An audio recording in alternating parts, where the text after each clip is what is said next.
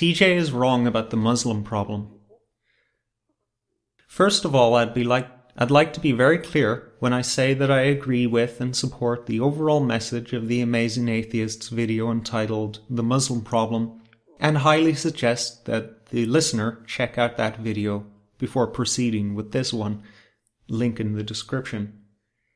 TJ and I are not aligned on a few important issues, but he is the one of a few people I'm aware of who is driving this overall message.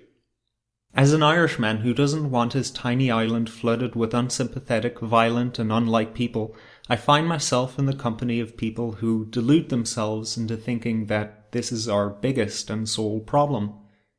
We have issues within our own countries that, with or without unlimited immigration, we must deal with. With that being said, TJ is wrong about the Muslim problem. And by that he and I mean the danger of terrorist attacks and the influx of Middle Easterners and North Africans into Western countries.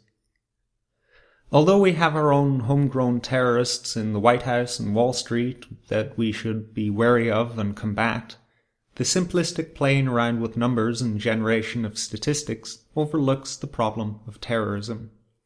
Although you're astronomically more likely to die from some kind of accident or health condition brought on by poor life decisions, it's not all about numbers. A Belgian friend of mine was pondering with me over the seemingly inefficient method used by terrorists, where one or two people strap a bomb to themselves and find a busy area and only manage to kill maybe 16 people. He thought it would be more efficient to get a gun and mow people down or plant several bombs and leave the area. It's my view that the terrorists know exactly what they're doing, and it works whether or not we understand how. The aim of the terrorist isn't killing efficiency, it's terrorism.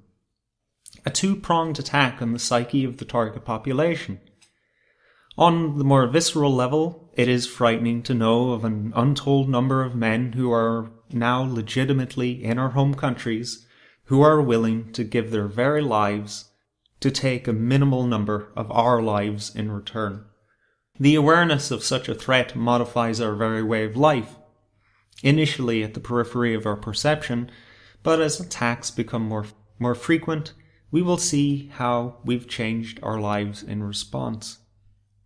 The more Muslims we have in our home countries, the more frequent these attacks will be. If TJ can only see raw numbers, perhaps he should reflect on that statistical fact. As these people continue to ghettoize and increase in number, their willingness and capability to terrorize us will grow. The second prong of this attack is to maintain a low sense of threat. Consider that the category of violent enemy is split into three subcategories. We have terrorists, insurgents, and then standing armies.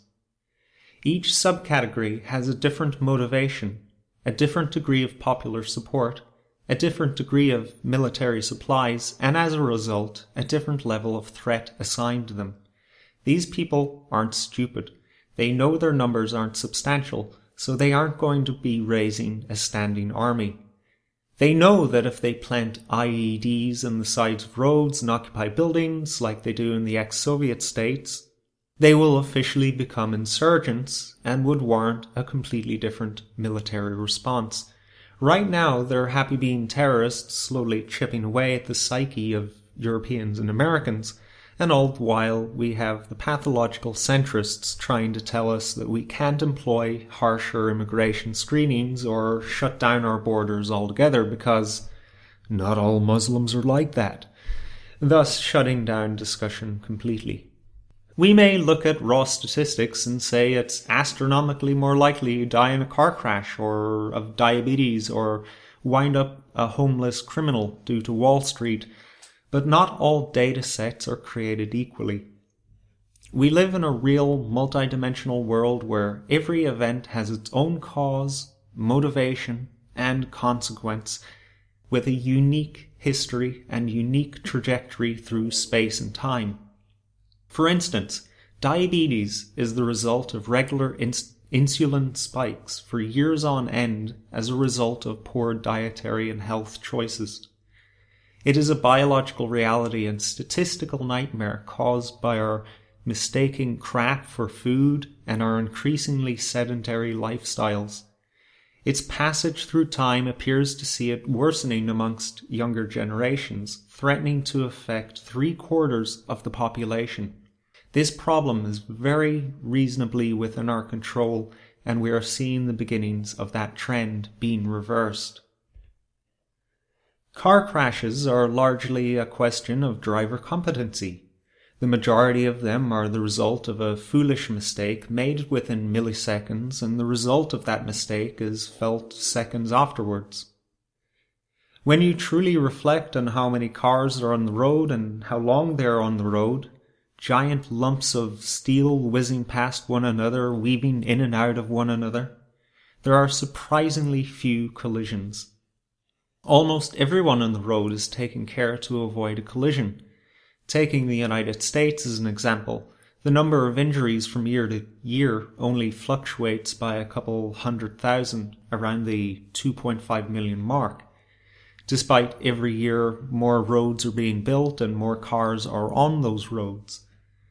A variety of factors including driver training and safer car production has influenced the frequency of car crashes throughout the past 100 years. So the future of car crashes looks uncertain as America sees an increase in mental illness and the use of distracting mobile devices. We don't know the future. One thing we do know the future of is terrorism.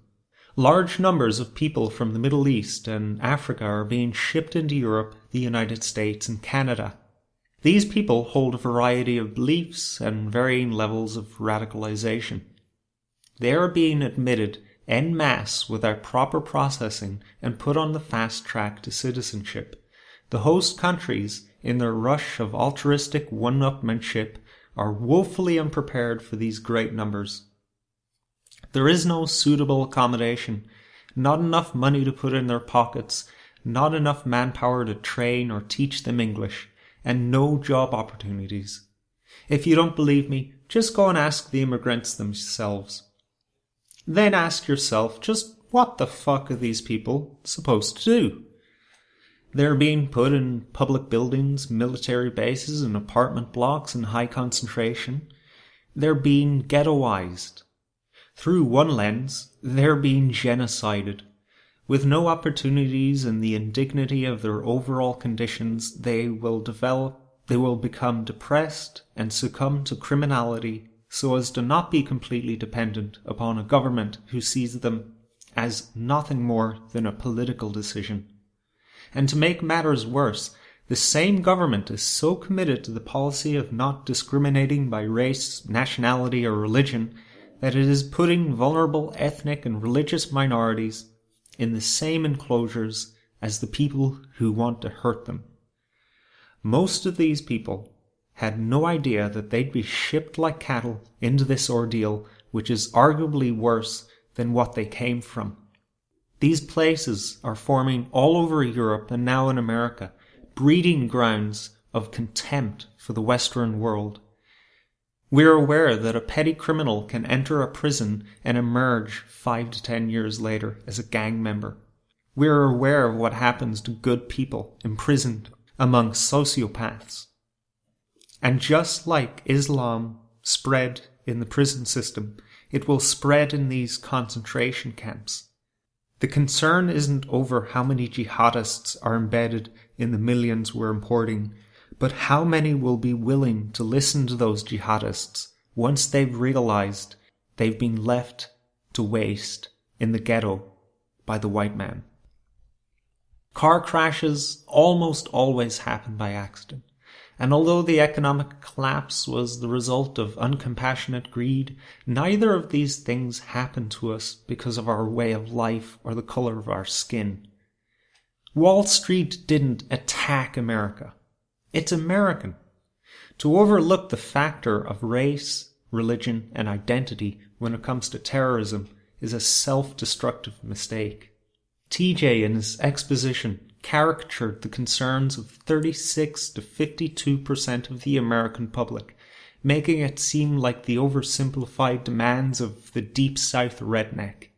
For a man who doesn't believe in God, values logic and rationality, and churns out statistics to make a point, he's depressingly simple-minded himself. Why would a thinking man put on a southern accent and caricature 36 to 52% of Americans? Being a comical figure on YouTube is not an excuse, as he was perfectly rational up to that point. It's perfectly clear that he doesn't understand what he's talking about and reached for a convenient ad hominem attack. When people say they want to temporarily bar Muslims from entering America, they are more often referring to the giant concentrations being imported and given social security numbers upon arrival. They also have the goddamned right to decide who enters the United States as citizens of the US. It's not unusual in history for people to decide that, due to their ethnicity, creed, or religion, certain people should be disallowed entry for a particular period of time, such as wartime. In World War II, paranoia ran so high in the United States that the federal government rounded up all Japanese Americans and held them in camps for the duration of the war. Those camps were awful, and the treating of these people like cattle is something America is remorseful of. It's not something America would want to ever do again. Yet right now, groups of thousands of mysterious brown and black people are being permanently resettled in America under conditions that rival the Japanese American internment camps, and unlike the peaceful Japanese Americans, these people really are radically opposed to America. A few weeks ago, TJ released a video entitled "Nuance is Dead and SJW's Piss on Its Grave." He made the excellent observation that we Westerners have become label readers and extremists who have almost completely disposed of our critical faculties. I suggest you see this video, link also in the description. In his presentation, he made it clear that he himself is guilty of this mentality and needs to sometimes take a step back and look again. This presentation of mine was in the spirit of respectfully pointing out that the Muslim problem is more nuanced than TJ realizes. Thank you.